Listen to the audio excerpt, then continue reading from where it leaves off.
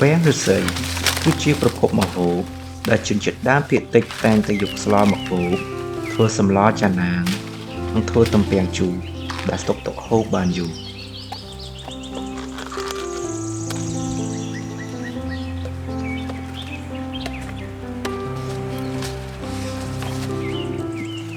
នៅចន្លោះចុងខែសីហានិងដើមខែជាពេលដែលទំពាំងទុកច្រើនប្រជាជនជាដើមភាគតិចដែលកាត់ទំពាំងនេះនៅព្រៃឫស្សីដែលសហគមន៍ការពារទុកដើម្បីទទួលផលទំពាំងនិងឫស្សីទៅធ្វើម្ហូបនិងរបស់ប្រើប្រាស់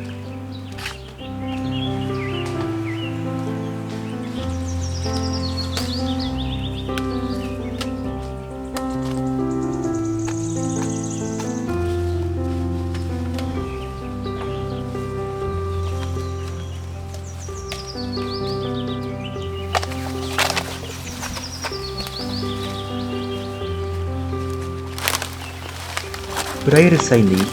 នៅឆ្ងាយពីភូមិដែលមានដីចោតនិងមានមូសនិងទាក់ច្រើនប៉ុន្តែសហគមន៍ជំនះភាពលំបាកទាំងនេះដើម្បីក្រពើ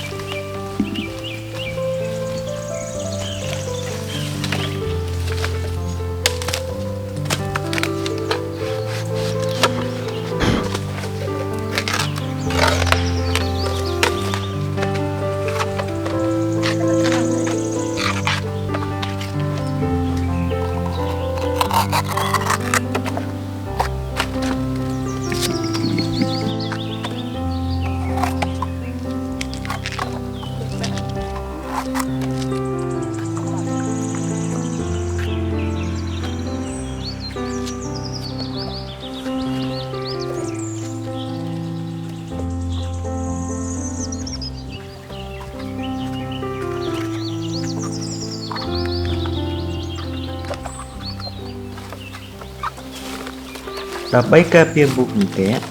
សហគមន៍ត្រូវស្លៀកពាក់ខោអាវវែងនិងប្រើថ្នាំអូសតាមក្បាលមូសនិងការពារទាក់បានផងដែរ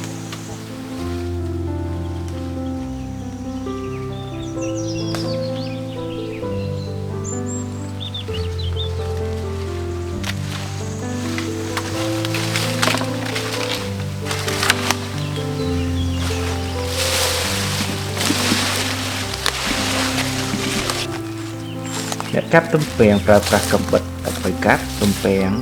និងប្រើកាផាដើម្បីស្ពីទំពាំងត្រឡប់ទៅឯភូមិវិញ